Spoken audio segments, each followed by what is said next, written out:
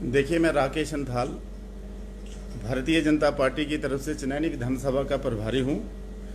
और सबसे पहले मैं आप सभी पत्रकार बंधुओं का हार्दिक स्वागत करता हूं, अभिनंदन करता हूं कि आप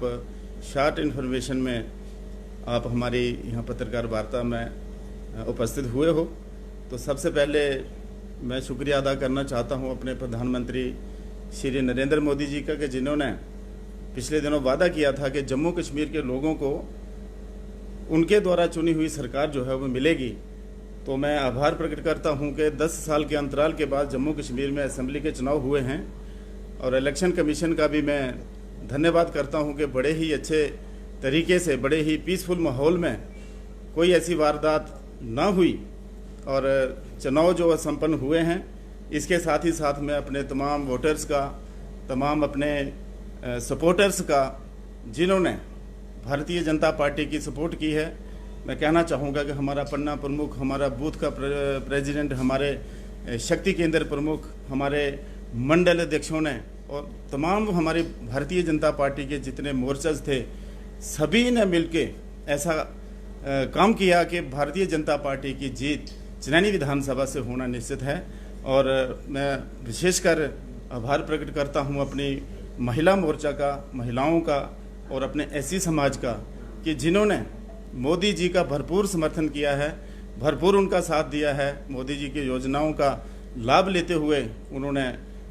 पूरा समर्थन अपना भारतीय जनता पार्टी और मोदी जी के पक्ष में दिया है, जिससे हम ये कह सकते हैं कि हमारे बलवंत सिंह मनकोटिया जी बहुत ही अनुभवी कैंडिडेट हमारे यहाँ थे। वो भारी मात्रा से, भारी मतों से वो जीत कर विधानसभा में जाने वाले हैं। इसलिए मैं सभी कार्यकर्ताओं का, सभी नेताओं का, जो बाहर से भी हमारी उत्तराखंड से हमारी एक टीम आई थी, धन सिंह रावत जी हमारे कैबिनेट मंत्री थे वहाँ के, उन्होंने जो हाँ मैनेजमेंट हमारे उधमपुर जिला की और रियासी जिला की संभाली, बहुत ही अच्छे तरीके से, मैनेजमेंट तरीके से इस चुनाव का संचालन किया और हम बड़ी अच्छी जीत के साथ हम चनैनी विधानसभा को जीत रहे हैं। इसके साथ ही स्पेशली बलवंत सिंह मनकोटिया जी हमारे बहुत अच्छे कैंडिडेट हमें मिले हैं, बड़े अनुभवी हैं और लोगों ने उनका भी भरपूर समर्थन किया है। मोदी जी के साथ साथ बलवंत सिंह मनकोटिया जी की अपनी छवि जो थी, लोगों ने उन्हें एकदम एक्सेप्ट किया है और भारी मात्रा में वोट दे करके बलवंत सिंह मनकोटिया जी को यहाँ से जिताने का प्रयास हमारे लोगों ने किया है। और इसके साथ मैं बताना चाहूँ कि पिछले 5 साल से हमारे माननीय हर्षदेव सिंह जी चनैनी विधानसभा के चक्कर लगा रहे थे और जिस तरीके का उन्होंने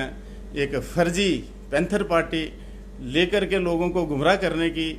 प्रयास किया और लोगों को गुमराह करने की कोशिश की, लेकिन लोगों ने ये समझ लिया कि ये पैंथर्स पार्टी नहीं है, ये एक गुपकार गैंग का हिस्सा थे। नेशनल कॉन्फ्रेंस और कांग्रेस का समर्थन लेकर के वो चनैनी विधानसभा से चुनाव लड़ रहे थे, लेकिन जनता ने उनको मुंह तोड़ जवाब दिया है और बलवंत सिंह मनकोटिया को, जो भारतीय जनता पार्टी के प्रत्याशी थे, उन्हें भारी मतों से 50,000 से ज़्यादा मतों से उनको जिता करके भेजा है। और मैं कहना चाहूँगा कि जैसे हर्षदेव सिंह जी ने खुद ही कल परसों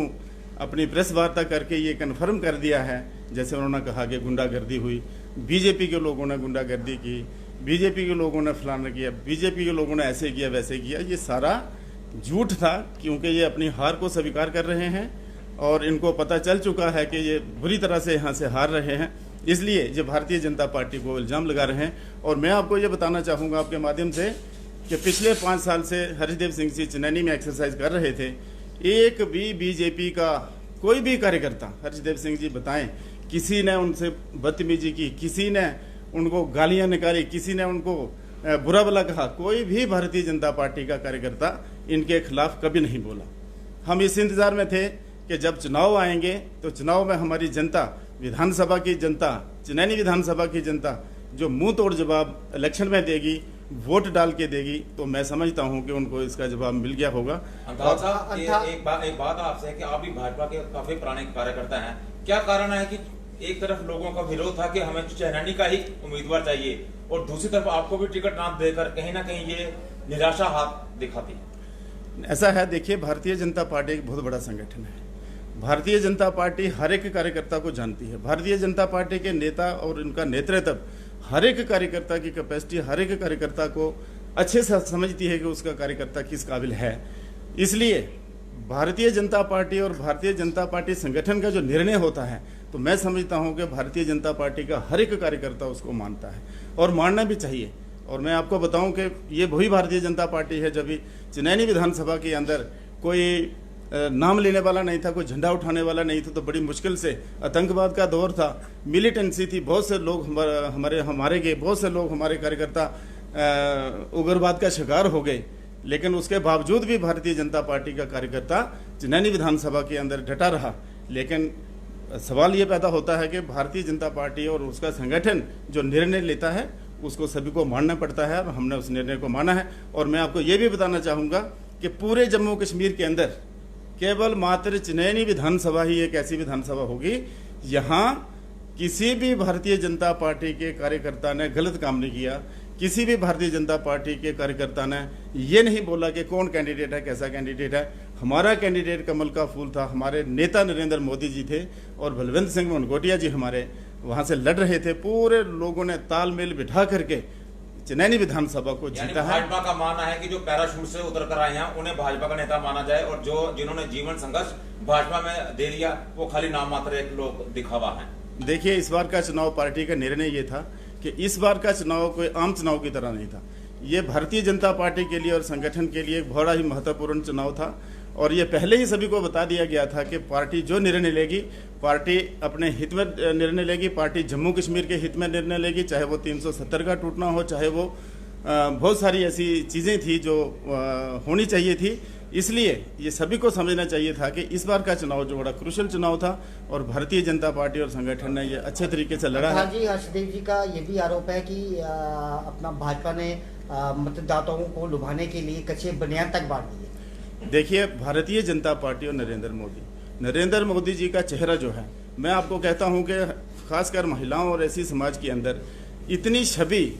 प्रधानमंत्री मोदी जी की है कि मैं कहता हूं कि कोई भी प्रयास कर ले, भारतीय जनता पार्टी और मोदी जी का जो कार्यकर्ता है वो कभी नहीं टूटता, उसको कोई गुमराह नहीं कर सकता। हाँ, ये काम करता है कार्यकर्ता जब ये वोटों में कन्वर्ट होता है, जब वोट पड़ते हैं तो लोगों को लगता है ये लुभाने वाली बात है, ये पैसा बांटने वाली बात है, ये कच्चे बनियान बांटने वाली बात है। ऐसा कुछ नहीं है। भारतीय जनता पार्टी अपने तरीके से चुनाव लड़ती है और भारतीय जनता पार्टी का चुनाव लड़ना, मजबूती से चुनाव लड़ना, भारतीय जनता पार्टी का संगठन जो है वो इतना मजबूत संगठन है कि उसे हराना या उससे कोई टक्कर लेना कोई किसी के बस के बात नहीं है, कोई आसान काम नहीं है। बाकी हर्षदेव सिंह जी तो खुद भी जानते हैं और अभी 8 तारीख को पता चल जाएगा उनको। और मैं ये कहना चाहूँगा कि अभी वो गड़बड़ी की बात कर रहे हैं, अभी कच्चे बनियान बांटने की बात कर रहे हैं, साड़ियाँ बांटने की बात कर रहे हैं, तो 8 तारीख के बाद मुझे लगता है कि वो ये भी कहेंगे कि ईवीएम हैक हो गई थी, ईवीएम में गड़बड़ हो गई थी, बूथ लूटे गए, बूथ पे गड़बड़ हुई है। लेकिन ऐसा कुछ नहीं है। ये उनकी हार का बुखलाहट है, वो उसको सहन नहीं कर पा रहे हैं, उसको बर्दाश्त नहीं कर पाएंगे और उनकी हार जो है वो तय है। और मैं ये उनको कहना चाहता हूँ आपके माध्यम से कि हर्षदेव सिंह जी, इस तरीके से चुनाव नहीं लड़ा जा सकता। भारतीय जनता पार्टी के खिलाफ, मोदी जी के खिलाफ बोल करके ये चुनाव नहीं जीता जा सकता। इसलिए आपको अभी संन्यास ले लेना चाहिए, क्योंकि आपका बिहेवियर, आपका जो